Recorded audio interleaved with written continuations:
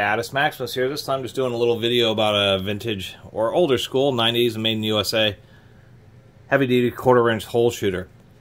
2500 RPM, 3.5 amps. These were the last of this style, is the last body style of the American-made Milwaukee's, and they work pretty good. They made several drills, they even made half-inch ones, but most common in this body style, surprisingly enough, is the 1000 RPM 3/8 drills.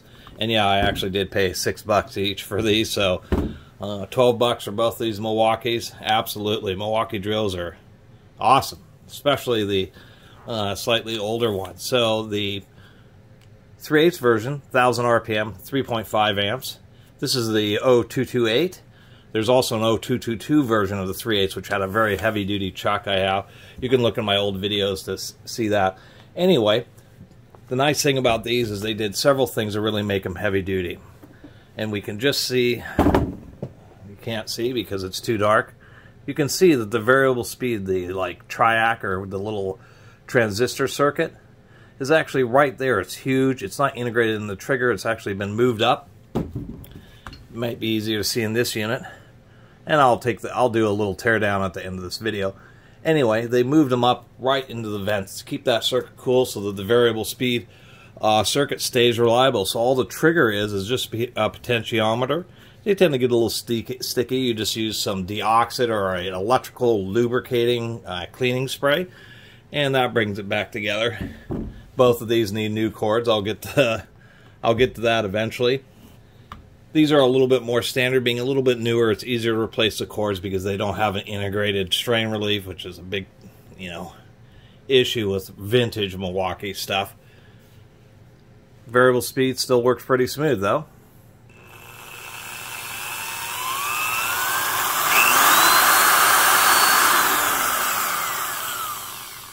This being a 102 is different from the 101. The 101s very early were like 2000 RPM quarter-inch drills, and then under that same part number, the 0101, moved into being 4000 RPM. And I think in this body style with the 0101 is indeed like a 3500 or 4000 RPM. So what makes this a 102 is the fact that it's just 2500 RPM. 2500 RPM is like the standard for like 3/8 drills. You go into Lowe's, Home Depot, your hardware stores, all those DeWalt drills, Makita, blah, blah, blah.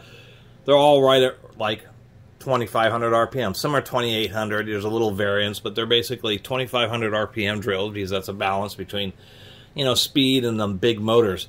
The deal with these is you say, well, it's only a 3.5 amp motor, and that is a weaker motor, but the deal is that basically in this era it was as powerful as a motor that could still dissipate the appropriate amount of heat to do heavy duty drilling basically continuously.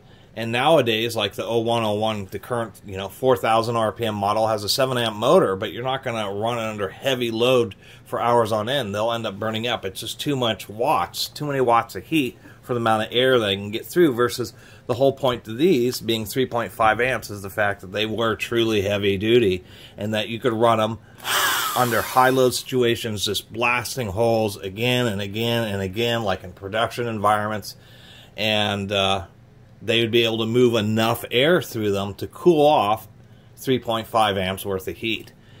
Anyway, these are of course classic. They all use Jacobs chucks, all ball needle bearing. Actually, this is probably going to be all ball bearing. Pin gearboxes, they maintain their alignment. Of course, this being more modern, we do have reversing, where lots of older drills do not. Surprisingly enough, it does have a center position, although it doesn't work super well in this older one. Anyway, let's do a little drilling action, and then we'll do a quick little peek inside. Anyway, we'll just use a 1-inch spade bit here. Good sized bit for this drill. Turns out that the chuck key that it had on it barely fits. It's not the right one. But this should be right up the alley. Quarter-inch drills really aren't around very much anymore just because the chuck's so small, but they're actually kind of valid. The whole point to them was to limit the size of what bits are putting in there for just doing smaller duty work, and makes it a little bit lighter. Nice thing about spade bits is you can control the pressure that you're putting on, so you know you don't overload too badly.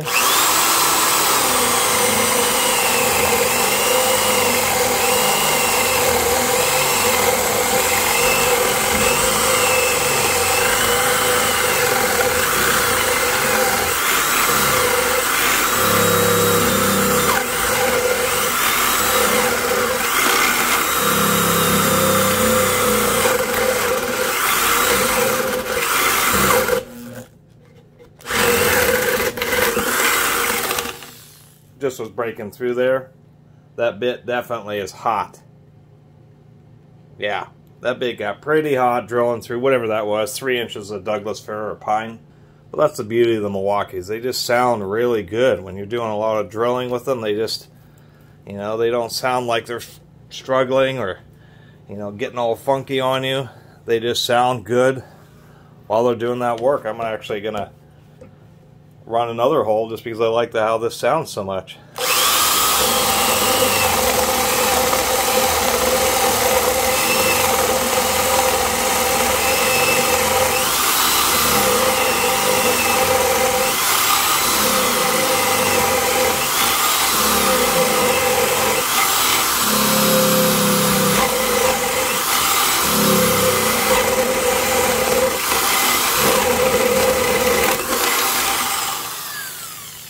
I'm periodically pecking to clear out the chips. If you let all the chips pile up into the bottom of a deep hole, it ends up just binding up the bit, generating tons of extra friction, and it's a good way to either get the bit jammed or to quickly overheat it. We'll go and knock this handle apart first, using a Milwaukee bit and a Makita tool to service the Milwaukee drill.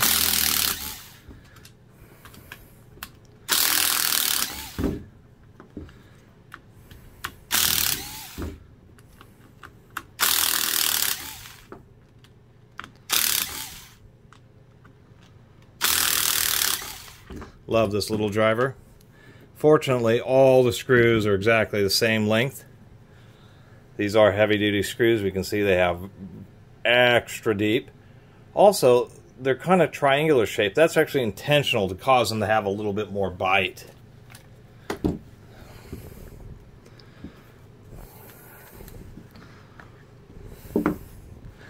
And here we are. So not quite the same as that old vintage 70s Milwaukee. We can see that they didn't wrap the field. If I try to get a good look at the motor, which is a little bit difficult because it's hidden, you can just see in there it uses crimped wire connections. Let's see if we can, yeah, there you go. Crimped wire connections on the commutator. They're not welded. They don't have that bundle of varnish string around the base of the wires, which really isn't a big deal. I mean, power tools, I mean, it was the 90s when they stopped doing that because they realized it just wasn't necessary.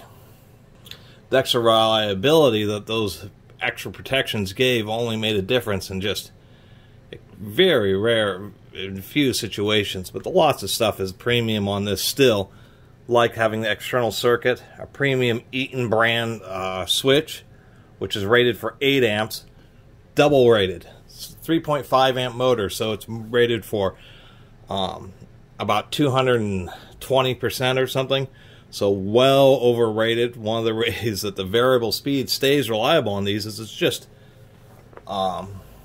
specified to drive a much bigger motor.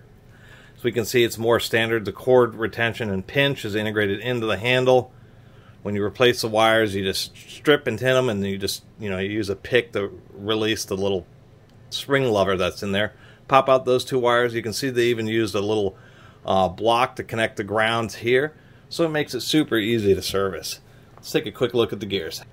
Gearboxes on these Milwaukees tend to be pretty tight, and you just kind of try to hold the diaphragm. What is this cord caught up on? Only disadvantage of cords is they always want to get caught up on stuff.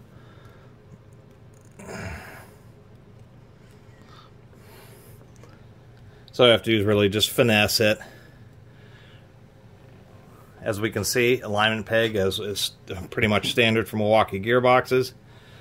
As we can see that, well, one thing, People always think that I'm lying about Milwaukee, and I've probably done enough videos on my channel alone on Milwaukee drills to show that this is a factory amount. Milwaukee does not chintz when it comes to the grease. They put in the maximum amount of grease because it provides just extra lubrication, provides more material for heat to dissipate through, and really does help the gears last a lot longer. It's one of the things that makes Milwaukee drills so bulletproof is the fact that they put just a massive amount of grease into them. They just do not hesitate. So, and it's just again and again, every Milwaukee I've taken apart just has as much grease as the next three brands, Makita, DeWalt, and Skill, all put together. It's kind of surprising. They do use a needle bearing, and I should get my flashlight here. Still more of a classic style like that, where it's uncaged, just a bunch of needles for extra load carrying capacity. One thing I did want to mention, this is a more modern thing that Milwaukee started doing in the 90s. 4-tooth. And it really turns out that having 4 coarse teeth will last longer than, say, having 6 or 8 finer teeth. Just because those teeth are taller, they're able to drive down deeper into the gear so that you end up having deeper cut teeth in the other spur gear, the gear that's connecting to. And it just provides more material to last a longer time. All Milwaukee Sawzalls have 4-tooth arbors. It's, you know, it's really just the deal with gear teeth these days is that coarser gears, even in helical cut, make more noise, but they last longer. Lots of machinery and equipment and gearboxes and, you know, turbines and all that kind of stuff use very fine gears, but they're all oil-filled gearboxes, so they have exceptional lubrication. But when you're talking about something like this, which only gets occasional splash lubrication, or when you use the drill and set it down and a little bit of oil gets on the gears, you really want them to be coarse.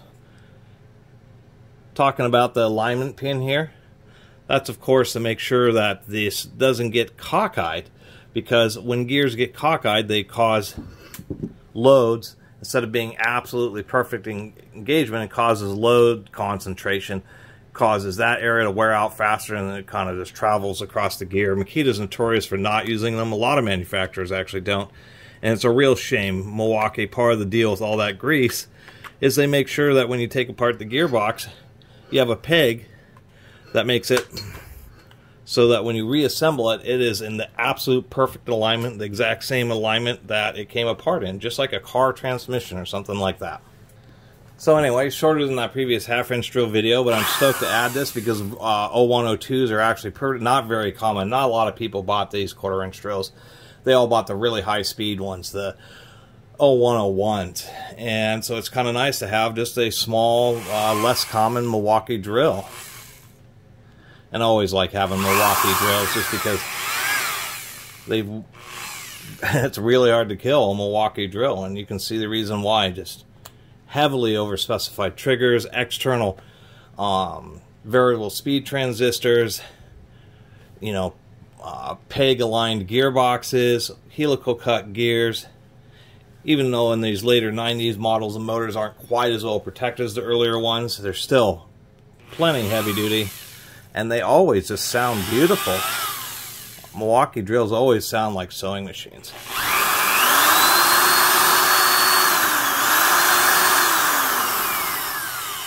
And of course, part of being, you know, I don't know if this actually says heavy duty on it. Oh, it does. It used to say, no, it says quarter, right there, heavy duty. Although Milwaukee's current stuff, I don't know. I've actually seen some blown up and burned up more modern Milwaukee drills. That's why I get stoked about these old American-made ones, because the motor power was balanced with the amount of gear reduction and the amount of airflow that you get through it, so it really wouldn't burn up. Like the competition these days put as big and powerful a motor as you can possibly can, even though under really heavy use, a lot of those tools just overheat. They have specially designed fans that can move more air, but they have really fine fins that get clogged easily instead of coarser fins like these. You know, you can see this 360-degree ventilation, so if you're just, you know, however you're holding this, like this, you know, whatever drilling action, you always have some area for the airflow to get through. You know, that's one of the other issues, particularly with quarter drills, is people are grabbing them and end up, you know, a lot of them just have vents like here and here. You grab them like this, you just blocked off all the airflow, and of course it burns up really fast. So anyway, pretty stoked about this unit and just wanted to share it with you all. And the fact that I couldn't, at least at the time I made this video, I couldn't find any other videos about Milwaukee 0102. Anyway, really appreciate everybody who's been watching and subscribing. If you haven't subscribed, please do. Till next time, Catus Maximus out.